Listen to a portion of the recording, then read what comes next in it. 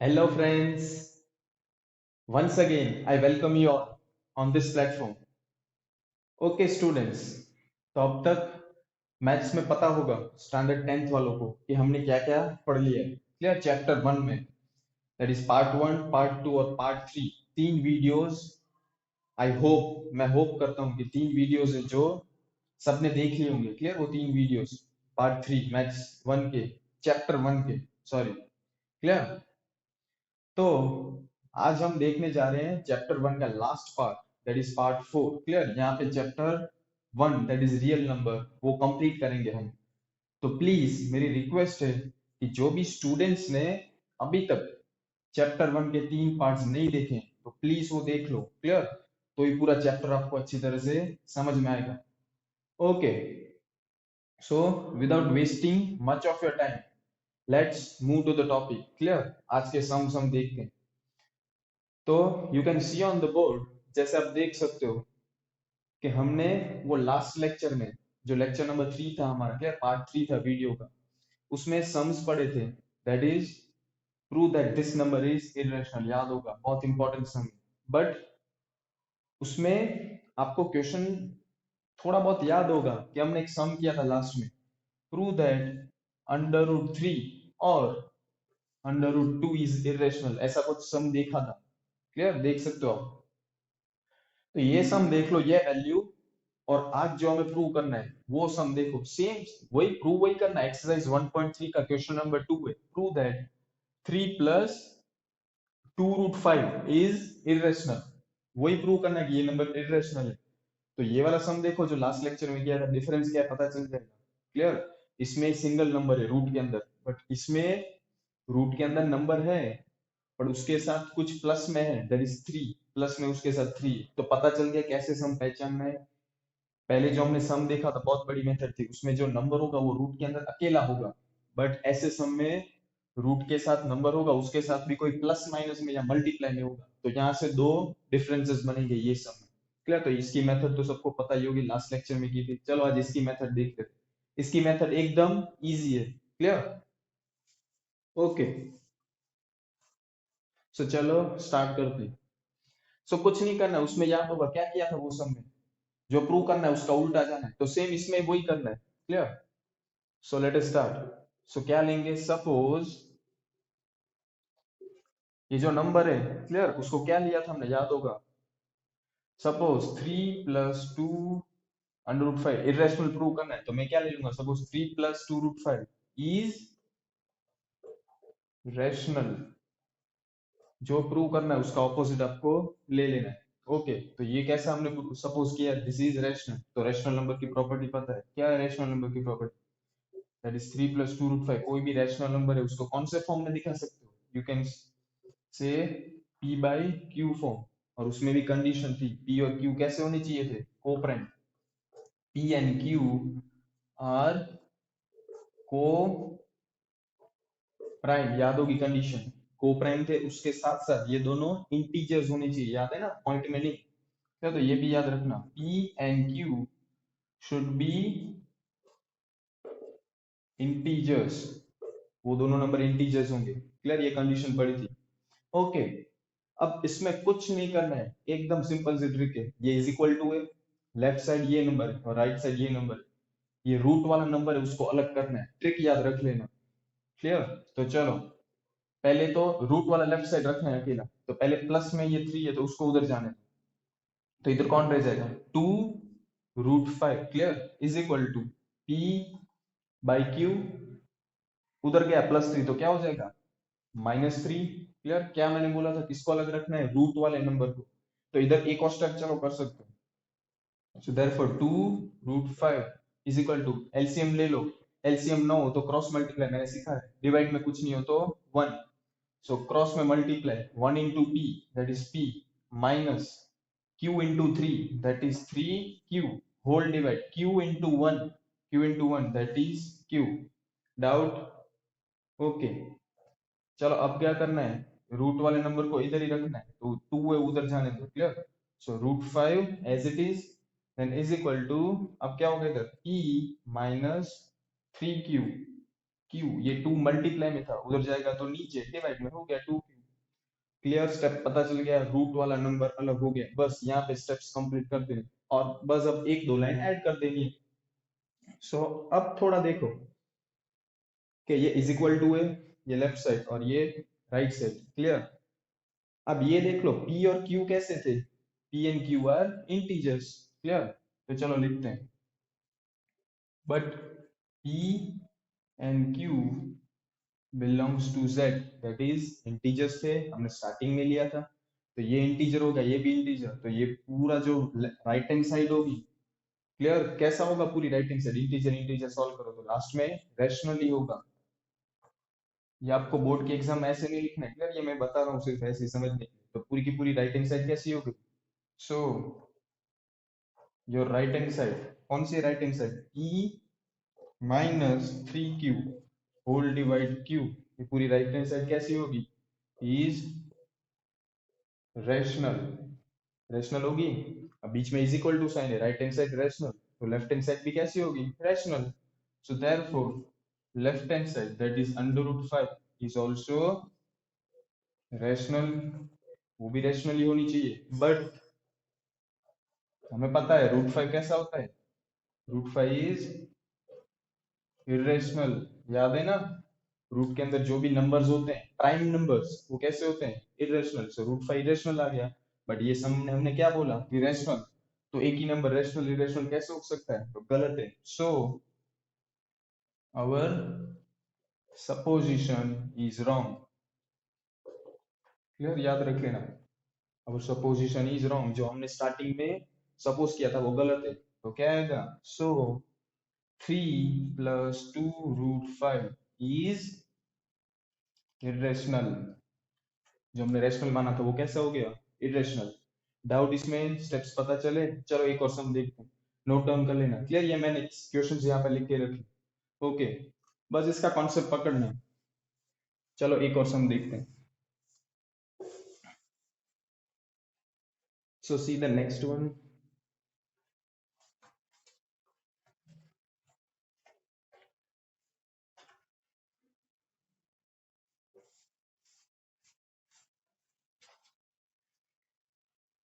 चलो क्वेश्चन लिख दूं मैं, मेरे साथ आप सम स्टार्ट कर सकते हो अगर आपको पता चल गया तो, ठीक है।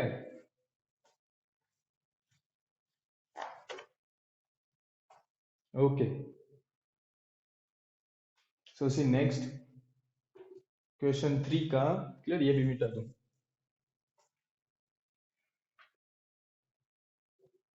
क्वेश्चन 3 का first one, that is prove that 1 upon root 2 is irrational. ये सम थोड़ा स्पेशल है, चलो देखते हैं। स्टार्टिंग में वही करना है, suppose that 1 upon root 2 is rational. Clear, rational ले लिया, okay, rational means 1/2 will be shown in the form of p by q, और वो कंडीशन वही आएगी, फिर से वो लिख देंगे, क्या condition, p and q are co-prime and also p and q are integers, same condition. अब इसमें थोड़ा देखो, ऐसे 1 अपॉन फॉर्म में हो तो उसमें एक स्टेप याद रख लेना, ये नंबर एज इट इज लिखना है, डिवाइड में कभी भी रूट 2 आता है तो उसका कंजुगेट यानी सेम नंबर मल्टीप्लाई कर देना, और अगर डिनोमिनेटर रूट 2 से मल्टीप्लाई किया तो न्यूमरेटर भी किससे करेंगे, रूट 2 से, तो ही बैलेंस रहेगा ना। ये तो एज इट इज, इधर हमने चेंज किया, नीचे रूट 2 से मल्टीप्लाई किया तो ऊपर भी रूट 2 से। Clear, so is equal to p by q, तो एक स्टेप ये याद रखना, जो नंबर है वही नंबर से हमें मल्टीप्लाई करना है।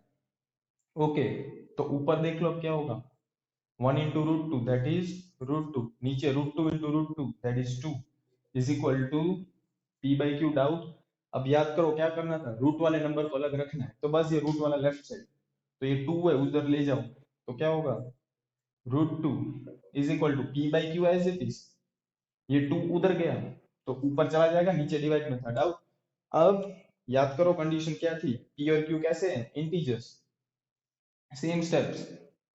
Clear, now p and q are integers, right hand side check करो, इंटीजर है, इंटीजर डिवाइड इंटीजर रैशनल होगा पूरा, ये राइट हैंड साइड कैसी होगी, so right hand side is rational, वही स्टेप्स फिर से, ये रैशनल हो गई, तो अब ये चेक कर लो, इज इक्वल टू साइन है, so left hand side will also be rational.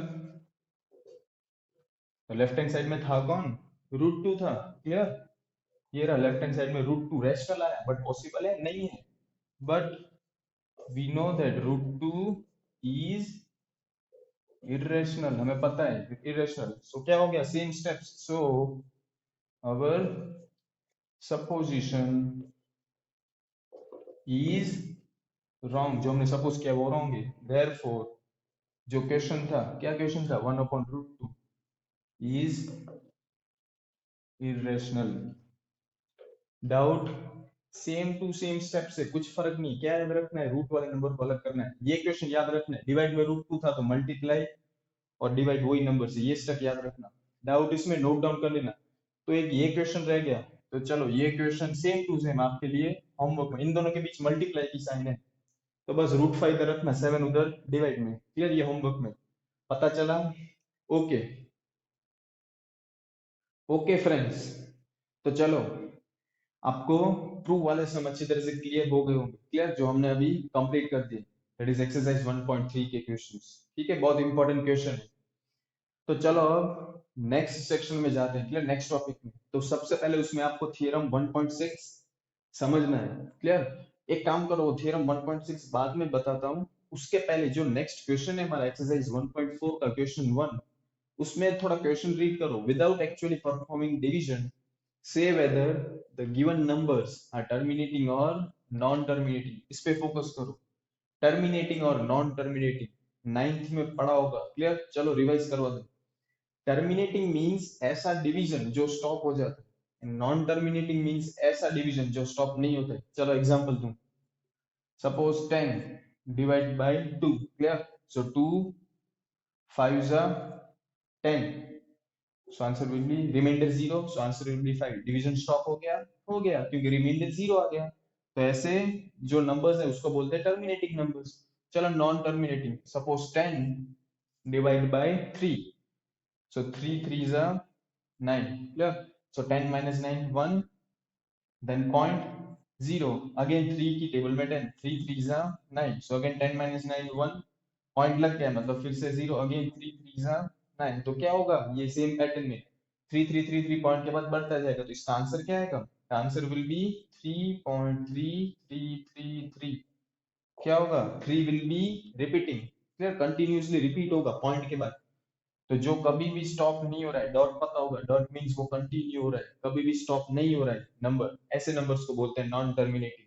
इतना क्लियर हो गया, terminating and non terminating, clear, जो स्टॉप हो जाता है जिसके पीछे डॉट नहीं होता है, ऐसे ऐसे नंबर को बोलते हैं टर्मिनेटिंग, जो स्टॉप नहीं होता है जिसके पीछे डॉट होता है या बार होगा वो बताऊंगा मैं, ऐसे नंबर को बोलते हैं नॉन टर्मिनेटिंग। एक और चीज देख लेते हैं इसके साथ साथ, क्लियर, वो है repeating, that is recurring and non recurring, चलो वो भी बता दो। रिकरिंग उसका दूसरा नाम रिपीटिंग, और नॉन रिकरिंग या उसको बोलते हैं नॉन रिपीटिंग, ठीक है, ये भी मैंने बता दिया, देखो सिंपल, जैसे सपोज यू से 5.1 2 3 4, तो पॉइंट के बाद देखो 1 2 3 4 कुछ भी नंबर है वो, कुछ कोई भी नंबर पैटर्न में रिपीट नहीं हो रहा है, क्लियर, तो ऐसे वाले नंबर्स किस में आएंगे, क्लियर, ये नॉन रिपीटिंग है, सॉरी इधर लिख दी, ठीक है, 5.1 2 3 4 कुछ भी 6 8 9, क्लियर, पॉइंट के बाद नंबर्स देखो कुछ भी रिपीट हो रहा है, पैटर्न में रिपीट नहीं हो रहा है, तो ये सब नॉन रिपीटिंग है। अभी हमने एक एग्जांपल देखा 3.333333 डॉट डॉट डॉट, पॉइंट के बाद 333 रिपीट हो रहा है, ऐसे नंबर को बोलेंगे रिपीटिंग। या एक और example, suppose 0.242424 dot dot dot dot, क्या रिपीट हो रहा है पॉइंट के बाद पैटर्न में, 242424, जरूरी नहीं है एक ही नंबर रिपीट हो, दो तीन भी हो सकते हैं, तो ऐसे नंबर्स को बोलते हैं रिपीटिंग। तो एक बात याद रखना, रिपीटिंग नंबर है वो कैसा होगा हर बार डॉट डॉट डॉट, मतलब नॉन टर्मिनेटिंग ही होगा। क्लियर? बट जो नॉन रिपीटिंग है, क्लियर, वो कैसा होगा? नॉन रिपीटिंग, टर्मिनेटिंग भी हो सकता है, नॉन टर्मिनेटिंग, बट जो रिपीटिंग होगा वो कंपलसरी कैसा होगा? कैसा नंबर होगा? Non terminating. तो इसको आप ऐसे भी लिख सकते हो, पढ़ गए हो 9th स्टैंडर्ड में, 0.2 जो रिपीट हो रहा है 24, उसके ऊपर बार, मतलब 2424 रिपीट होगा। इसमें doubt? Terminating, non terminating, repeating and non repeating, इतना क्लियर हुआ? चलो अब आगे समझ जाते हैं, तो समझो अच्छी तरह से क्वेश्चन।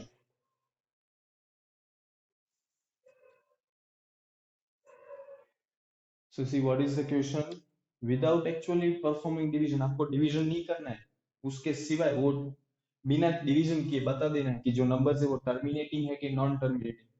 तो उसके लिए आप पढ़ते थ्योरम 1.6। देखो थ्योरम क्या बोल रहा है, इफ ए रैशनल नंबर, एक रैशनल नंबर दिया आपको x, कौन से फॉर्म में होता है? p by q फॉर्म में, and has the denominator in the form of q is equal to, ये याद रखना है, जो उसका डिनोमिनेटर होगा q, वो कौन से फॉर्म में होगा? 2 raise to n multiply 5 raise to m, मतलब 2 और 5 की कुछ पावर होगी। और इसमें भी एक कंडीशन याद रखनी है, जो m और n है पावर्स, वो कैसे होंगे? Belongs to whole number. Whole number मतलब 0 1 2 3, तो ये जो पावर है n और m, वो 0 भी हो सकती है, 1 2 3 4 भी हो सकती है, मतलब 0 से 1 2 3 4 होल नंबर्स। क्लियर? अगर ऐसे फॉर्म में हुआ, then x that is the number is terminating. क्या याद रखना है? कोई भी नंबर का, कोई भी नंबर का डिनोमिनेटर है ये फॉर्म में आ गया, तो वो नंबर कैसा होगा? Terminating, otherwise non terminating. चलो फर्स्ट क्वेश्चन देखते हैं। क्लियर? ये नंबर बताना है आपको कि टर्मिनेटिंग है कि नॉन टर्मिनेटिंग, बट कैसे बताना है? इसको डिवाइड नहीं करना है, तो सिंपल इसको कंपेयर करो, p बाई q, ये p हुआ ये q। हाँ, उसके पहले एक और इंपॉर्टेंट बात, ये भी चेक कर लेना कि ये दोनों नंबर कोई टेबल में कट हो रहे हैं। अगर कट हो रहे हैं तो पहले कट कर देंगे। तो 13 और 3125, ये 5 की टेबल में होगा 3125, बट 13 आएगा 5 की टेबल में? नहीं आएगा। तो कोई भी टेबल में कट नहीं हो रहे, फिर आगे बढ़ना है। क्लियर? तो ये हो गया p, ये हो गया q। अब क्या पढ़ा था हमने? q जो है डिनोमिनेटर, सो q क्या है? वो डिनोमिनेटर 3125। अगर ये फॉर्म में आ गया, तो ये फॉर्म में कैसे लेके आना? तो कुछ नहीं, इसके फैक्टराइजेशन, इसके फैक्टर्स निकालो। चलो फैक्टर्स निकालते, 3125 पढ़े हो ना, कौन सी टेबल में आएगा? 5। सो 5 31, 5 6 31 2 12, 5 2 जा 10, उसका 2 बच गया, 2 5, देयर इज 5 5 जा 25, 6 2 5, 5 की टेबल में 5 1 जा 5 1 2 12, 5 2 जा 10, 2 5, देयर इज 5 5 जा 25। चलो फिर से 5 की टेबल में 5 2 जा 10 एंड 5 5 जा 25, 25 5 5 जा 25 एंड 5 1 जा, तो इसके फैक्टर्स लिख दो। 5 5 5 5 5 कितनी बार? 5 बार। सो 5 कितनी बार? 5 बार, मतलब ऐसे पढ़े हो ना 5:5। तो अब हमें क्या याद रखना था? ये फॉर्म 2m मल्टीप्लाई 5m। तो एक बात तो क्लियर हो गई, देखो 2 की प्लेस है वो मुझे नहीं पता है, बट 5 की प्लेस क्या आ गई? 5। तो आप बोलोगे सर कि 5 की प्लेस है, ये m हो गया हमारा, देख लो, दिस इज योर m। अब 2 नंबर तो इसमें था ही नहीं, था 5 बार 5 ही थे, 2 नहीं था। तो याद रखना, जो भी नंबर नहीं होता उसके ऊपर 0 लगा देना। पता चल गया? और बीच में मल्टीप्लेशन क्यों? क्योंकि कोई भी नंबर उसकी 0 पावर होगी तो उसका आंसर 1 ही आएगा। सो 1 मल्टीप्लाई करो तो कुछ फर्क नहीं पड़ेगा। डाउट इसमें? तो ये देखो क्या हो गया, m हो गया, जो n क्या हो गया आपका? 0। मैंने बोला था n 0 हो सकता है, तो ये फॉर्म में बता दिया, मतलब ये नंबर कैसा है? It is terminating. सो लिख देना last line. So 13/3125 is terminating. हो गया, सम कंप्लीट। ये फॉर्म में आ जाए, m और n बताने, 2 के फॉर्म में कोई नंबर ना हो तो उसके पावर में 0। डाउट? चलो नेक्स्ट सम देखिए। ओके, इजी है।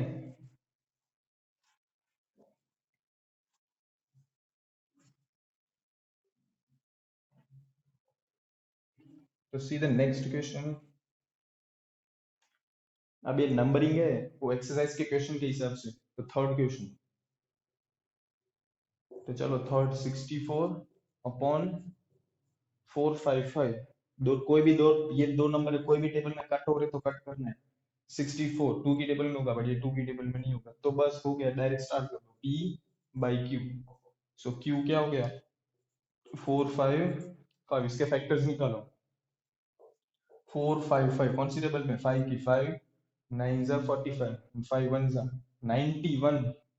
चलो कौन सी टेबल में होगा, चेक करो, 13 7 जा 7 3 जा 21, 7 1 जा 7 9, 13 की टेबल में, 13 7 जा 7 1 जा, तो फैक्टर्स लिख दो, क्या आ गया, 5 13 7, 5 इंटू 13 इंटू 7, याद है ना क्या लेके आना है, कौन से फॉर्म में, ये फॉर्म में, 2 raise to m multiply 5 raise to m, ये फॉर्म में लेके आना है, तो 5 तो वो आ रहा है 5, अब बोलोगे क्लियर, 5 आ रहा है, उसकी कुछ पावर नहीं है तो 1 पावर, बट 5 पावर आ गई, उसके सिवाय कौन सी आनी चाहिए, 2 आनी चाहिए, तो चलो आप बोलोगे 2 नहीं है, तो हम क्या करते थे, जीरो लगा देते, वो भी सही है, बट अब ये दो नंबर क्या हो गए, देख लो, ये दो नंबर एक्स्ट्रा आ गए, तो ऐसे नहीं चलेगा, कौन से नंबर आने चाहिए, 5 और 2 यानी चाहिए, उसके सिवा है तो ये फॉर्म में नहीं चलेगा, तो ये 13 और 7 एक्स्ट्रा है, उसकी वजह से ये सम कैसा हो गया, इट इज नॉन टर्मिनेटिंग, तो लिख दो, सो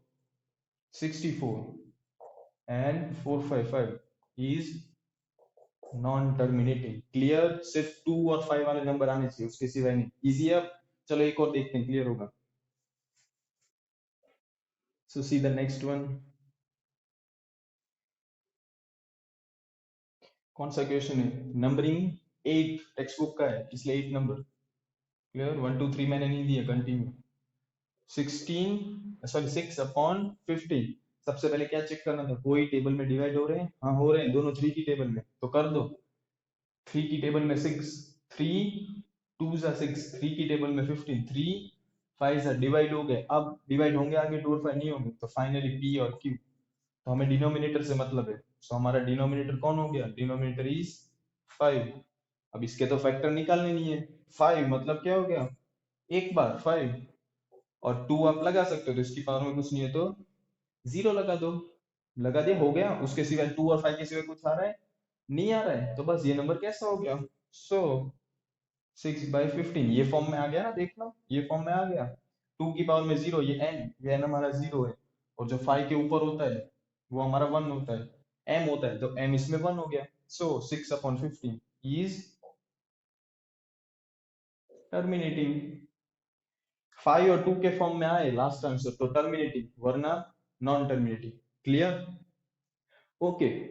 इसमें एक और क्वेश्चन बनता है, कभी कभी पूछा है बोर्ड वालों ने, देखो बता दो, ऐसे भी क्वेश्चन पूछेंगे, आफ्टर, इसी में बोर्ड वालों ने बहुत बार पूछा है, after how many places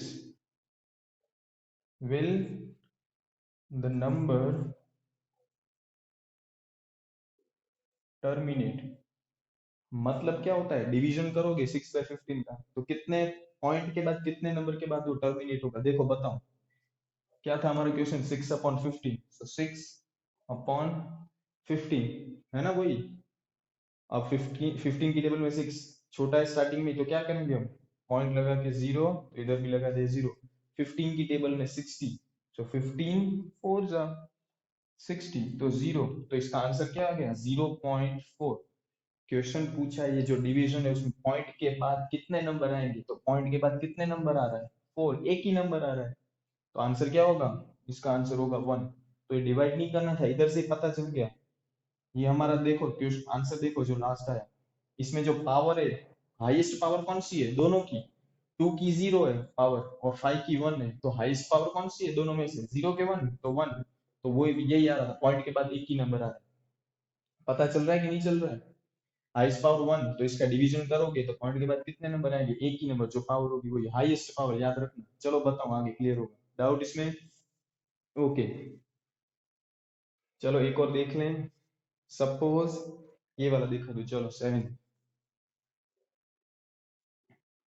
see question 129 upon 2 raised to 2, then 5 raised to 7 and 7 raised to 5, इसमें डिवाइड करने की कुछ जरूर नहीं है, डायरेक्टली बोल दो P और Q, तो हमारा डिनोमिनेटर क्या हो गया, Q, 2 raised to 2 multiply 5 raised to 7 multiply 7 raised to 5, ये तो पता ही चल जा रहा है, 2 और 5 वो फॉर्म है, ये रहा, 2 और 5 के फॉर्म में चाहिए, बट ये एक्स्ट्रा, ये हमें नहीं चाहिए, तो ये स्टैंडर्ड फॉर्म नहीं हुआ, सो ये नंबर कैसा हो गया, so it is non terminating. ऐसे पता चल गया, कुछ सॉल्व करने की जरूरत नहीं थी, यार इजी था। चलो लास्ट वाला देखते हैं, समझना अच्छी तरह से। यार ये भी मिटा दूं, सी लास्ट क्वेश्चन, ये अपने आप से मैंने बनाया, टेक्स्ट बुक में नहीं है। 13 अपॉन 500, चलो कोई भी ये ये जो दो नंबर्स है, न्यूमरेटर डिनोमिनेटर, कोई भी टेबल में डिवाइड होंगे 13 और 500 नहीं होंगे, पता है। सो P और Q, सो हमारा डिनोमिनेटर Q वो क्या है 500, ठीक है। चलो 500 के फैक्टर्स निकालो इधर। 500 2 की टेबल में 2, 250 सा, क्लियर। देन फिर से 2, 125, देन 5 कितना होगा 25, देन 5 5 सा, 5 1 सा, तो हो गए इसके फैक्टर्स, लिख दे रहा हूँ 2 2 और 3 बार 5, 2 इंटू 2 इंटू 5 इंटू 5 इंटू 5, ठीक है।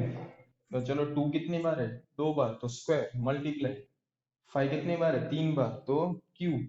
वो फॉर्म में आ गया, चेक करो, आ गया। सिर्फ 2 और 5 वाला है, 2 के ऊपर n होता है, 5 के ऊपर m होता है, तो ये रे, ये m हो गया, ये n स्टैंडर्ड फॉर्म में आ गया, मतलब ये नंबर कैसा है, सो 13 अपॉन 500 इज टर्मिनेटिंग। पता चला टर्मिनेटिंग। अब उसमें ही मान लो ये क्वेश्चन पूछ दिया, after how many place will number terminate, point के बाद कितने नंबर आएंगे, डिवीजन करोगे, तो चलो डिवाइड करते हैं, ठीक है। ये इक्वेशन देखना, किसको डिवाइड करना है, क्लियर, ये भी मिटा दो। किसको डिवाइड करना है, 13 को किससे डिवाइड करना है, 500 से। तो पहले स्टार्टिंग में ही कम है नंबर, तो क्या करो, पॉइंट लगा के 0, तो इधर भी 0। 500 की टेबल में 130, तो अभी भी कम है, तो चलो फिर से 0 लगा दिया, तो इधर भी 0। 500 की टेबल में 1300 कितना होगा, 2 जा 500, 2 जा 1000, 3 जा बढ़ जाएगा, सो माइनस करोगे कितना होगा 300, पॉइंट लग चुका है, मतलब यहाँ पे 0, तो 500 की टेबल में 3000, सो 6 जा कितना होगा 3000, डिवीजन कंप्लीट हुआ, आंसर क्या आ गया 0.026। क्वेश्चन है पॉइंट के बाद कितने नंबर है, तो ये रहा पॉइंट, उसके बाद 1 2 3, कितने नंबर है 3, तो वो ये करने की जरूरत नहीं थी, इधर से पता चल गया था। हाईएस्ट पावर कौन सी है, ये 2 है, और ये 3, हाईएस्ट पावर कौन सी है 3, तो ये 3 और ये 3, इधर से पता चल जाएगा, क्लियर। इसमें से ही पता चल जाएगा आंसर, ये करने की जरूरत नहीं है, हाईएस्ट पावर होगी वो आपका आंसर होगा, क्लियर। इतना डाउट ये पूरा पता चला topic, okay. Okay friends, so I hope कि अभी तक जितने सम्स हमने किए वो आपको अच्छी तरह से क्लियर हो गए होंगे, क्लियर। और नहीं हुए तो डाउट आप पूछ सकते हो मुझसे, ठीक है। मैंने नंबर आपको दे रखे हैं वीडियो के एंड में, डिस्क्रिप्शन में, क्लियर। तो चलो moving on to next topic, clear. ये लास्ट टॉपिक ये चैप्टर का, मतलब मैथ्स का चैप्टर नंबर 1 अब कंप्लीट होने जा रहा है। सो नेक्स्ट लेक्चर से हम कोई नया एकदम इंटरेस्टिंग चैप्टर स्टार्ट करेंगे, ओके चलो। सो देख लो, मैंने लिखा है बोर्ड पे रैशनल और इरेशनल, कोई भी नंबर है वो रैशनल है या इरेशनल, उसकी कंडीशन पहले आपको थोड़ी याद रखनी है। रैशनल मतलब जो P/Q फॉर्म में हो, इरेशनल मतलब जो डिवाइड वाले फॉर्म में ना दिखा सको, ऐसे सारे नंबर्स को बोलते हैं इरेशनल। तो 4 कंडीशन आप देख सकते हो, बट इसकी एक ट्रिक है, क्लियर, एकदम इजी ट्रिक है। आपको ये वाली लास्ट वाली कंडीशन सिर्फ याद रखनी है। कैसे बता दो, अब ये terminating, non terminating, repeating, non repeating, वो सब पढ़ गया ना अच्छी तरह से, उसमें डाउट नहीं ना कुछ भी, क्लियर। तो बस वही याद रखना है। तो देख लो क्या होगा, अगर आपका नंबर नॉन टर्मिनेटिंग हुआ, नॉन, और इधर भी non, non terminating, non repeating, दोनों के दोनों नॉन आएंगे, clear. Non terminating and non repeating, तो आपका नंबर कैसा होगा, इरेशनल। एक ही कंडीशन याद रखनी है, बाकी तीनों के इसमें कैसा होगा, रेशनल, क्लियर। या तो क्या याद रखना है, नॉन टर्मिनेटिंग हो और नॉन रिपीटिंग, दोनों नॉन हो, दोनों के दोनों नॉन, तो ही नंबर कैसा होगा, इरेशनल। बाकी सभी केस में रेशनल, जैसे टर्मिनेटिंग रिपीटिंग हो तो rational, terminating but non repeating तो भी रेशनल, और नॉन टर्मिनेटिंग रिपीटिंग तो भी रैशनल, तीन केस रैशनल, एक लास्ट वाला केस दोनों नॉन तो इरेशनल। चलो याद रह गया, तो सम्स देख लें फटाफट से, क्लियर। ये चैप्टर अब कंप्लीट करते हैं।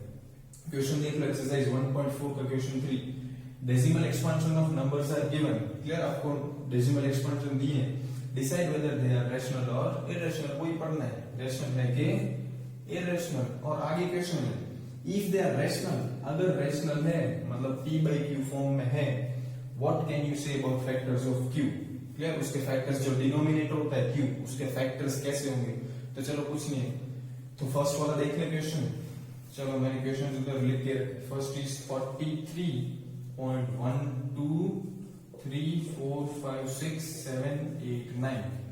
मैंने बताया था पहले टर्मिनेटिंग की नॉन टर्मिनेटिंग चेक करो, तो मैंने बोला था जिसके पीछे डॉट डॉट डॉट हो, मतलब जो स्टॉप नहीं हो रहा है वो नॉन टर्मिनेटिंग, बट इसके पीछे डॉट नहीं थे, स्टॉप हो गया, मतलब ये कैसा हुआ। सो दिस इज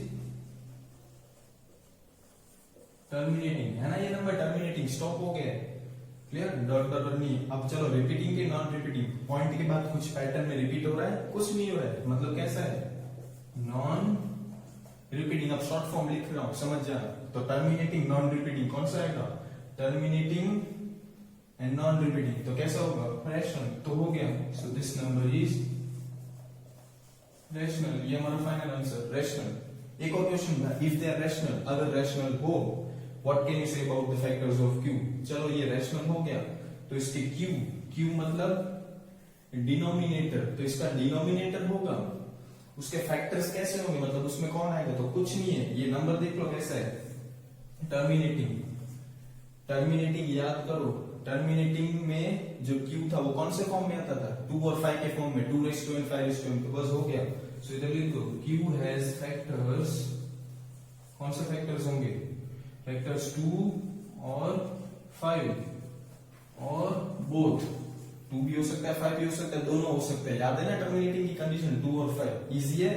ओके चलो नेक्स्ट देख लें, ये बेटा तो रफ कर दूं। चलो नेक्स्ट, क्लियर। क्वेश्चन 2 देख लो, 0.12 0 1 2 0 0 1 2 0 0 और पीछे क्या किया है देख लो, डॉट डॉट डॉट, तो समझ गए होगे डॉट डॉट डॉट मतलब नॉन टर्मिनेटिंग, ठीक है शॉर्ट फॉर्म। अब रिपीटिंग है कि नॉन रिपीटिंग, तो आप लोग बोलोगे रिपीटिंग, बट अच्छी तरह से देखो 1 2 0, बट इधर क्या है 1 2 0 0, इधर क्या है 1 2 0 0, सेम सेम रिपीट नहीं हो रहे, क्लियर, सेम नहीं है, जीरोस बढ़ते जा रहे, तो कैसा हो गया, it is non repeating, non terminating non repeating, non terminating non repeating, मतलब कैसा हो गया irrational.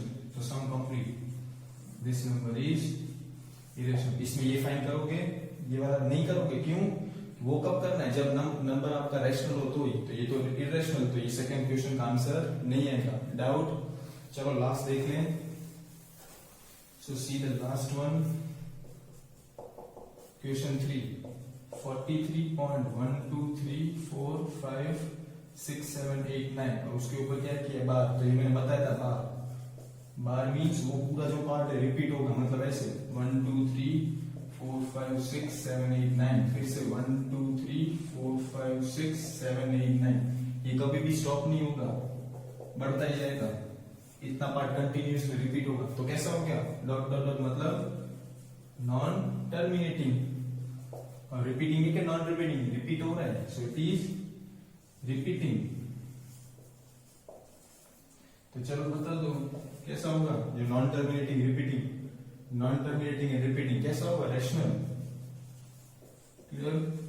So this number is rational, first answer मिल गया। Last, if they are rational what is the factor of q, तो इसमें देख लो ये कैसा है नंबर, नॉन टर्मिनेटिंग, नॉन टर्मिनेटिंग याद करो q कैसा आएगा, 2 और 5 आ भी सकता है, नहीं आ भी सकता है, या उसके सिवाय भी कुछ आ सकता है, पता है ना 2 and 5, तो आंसर क्या होगा, q has factors, q has factor 2 और 5 एंड अदर देन दैट, मतलब 2 होगा फैक्टर, नहीं भी होगा 2 और 5, उसके सिवाय भी कुछ होंगे, क्लियर, इतना पता चल गया, क्लियर। सो आई होप ये सारे सम्स आपको अच्छी तरह से समझ में आ गए होंगे। क्लियर?